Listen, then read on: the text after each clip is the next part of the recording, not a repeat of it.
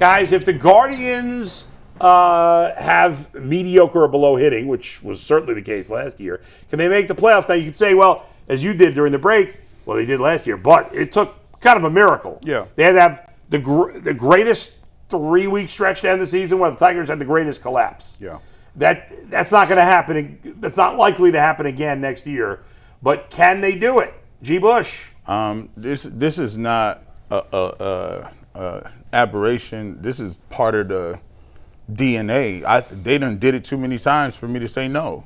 Like I mean, when have you ever considered in the last, I guess, 10 years that they've had some juggernaut? No offense? Juggernaut, but there's been some years they've at least been slightly above average. So yeah, if your ceiling is slightly above average, that tells me that if I see you make the playoffs with average or below average, they seem to be able to do that well. And I mean, I think that it's not a guarantee.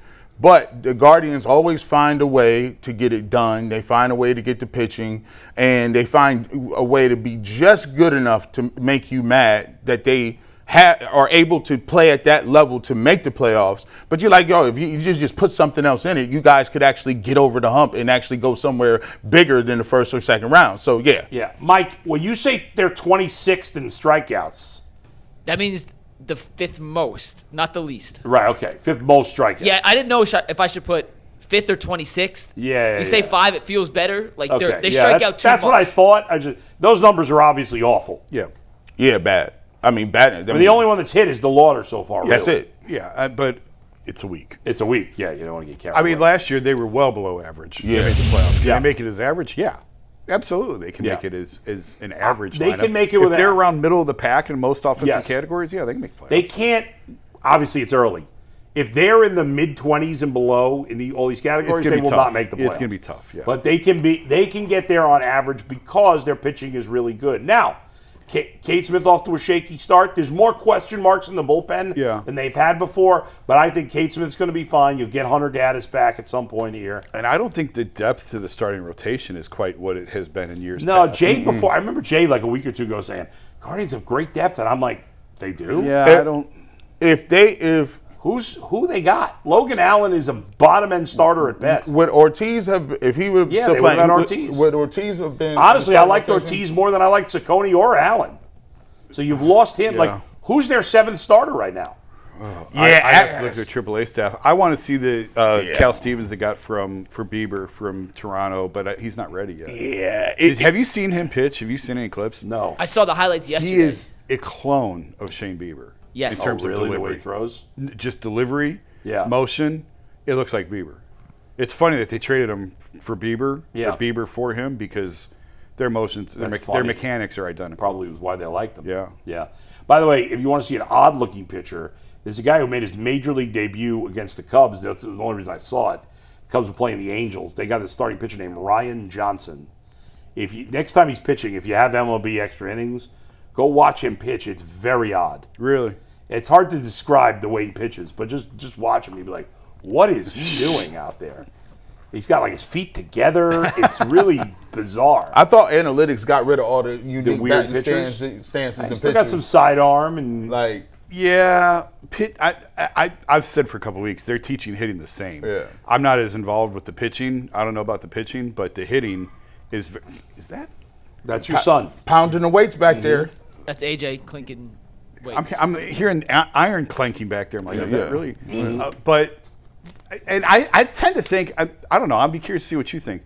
Since all of these baseball academies started popping up and all of these like facilities and everything where they're really sort of training the youth, I think this has started the initial influx of that with these guys that are 21, 22, because this is when it started was, I don't know, 8-9 years ago. Yeah. Because my oldest just missed it. Yeah. But now these things are everywhere. Yeah. And now we're seeing, I really think that part of this rookie class and why it's such a good rookie class is because of the training that these kids have had from their teenage years on. Yeah. And I just wonder if we're going to see a wave of rookies over the next few years. And the access they have to information. Yes. And the specialization. And training. Like back when I played 3 sports in high school. You just went from season to season. You know what I'm saying? But now parents are getting smarter. Like now parents are like, all right, well look, we know you like basketball. You ain't 6'7". and you can't jump, so you're not doing that. Or I actually disagree. I think it's good for kids to play. well, I agree, but now more and more people are telling their kids, hey, if you want, I mean, scholarships Yeah, are. but how many kids are getting scholarships? That doesn't make any sense. But they're telling them yeah.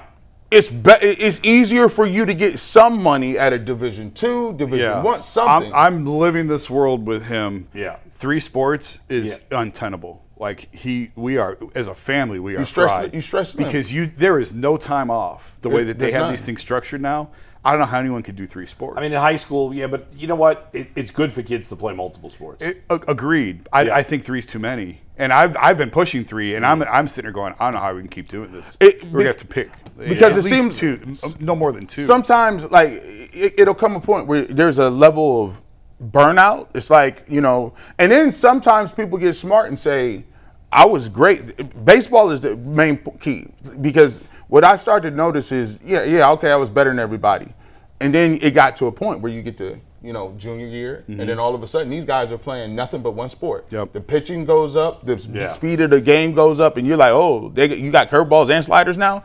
Like, so it's hard to keep up with guys. Now they got the academies where kids is just training. Yeah. Like, Still 5 play years 3 old. sports if you can. Don't pressure your kid. Most of your kids are not getting a scholarship. Trust me.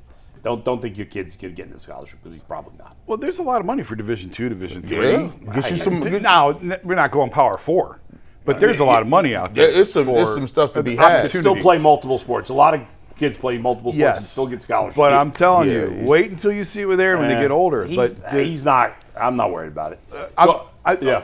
10 seconds. He has days where he's at T3 for an hour for football, and then he goes to Biosport for an hour for baseball. Then he's got baseball practice. And then he's still swimming. And all of these sports are spilling into each other. Yeah, There's no off It's a little. Everybody's so obsessive with football.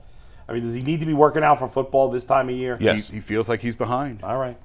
All right, give us super chat. Found a cool stat before Super Chats. We were talking about Gavin Williams possibly being a top 5 AL Cy Young Award finisher. Yeah. Cowshy Baseball, which is the projection market, just names. I don't like these projections. Literally markets. a minute ago put out its updated AL Cy Young favorites a week in. Just to give you a list of the names. Yeah. Skubal's the favorite. Freed is second. Yep. Crochet third. Yep. Schlittler fourth. Yep. Brian Wu fifth. Dylan Cease, who we forgot about. Oh, Cease. Hunter Brown, who we forgot about. Yeah. Then Cole Reagans and Gavin Williams tied for 6%, and then DeGrom at 5%. So Gavin's 9th.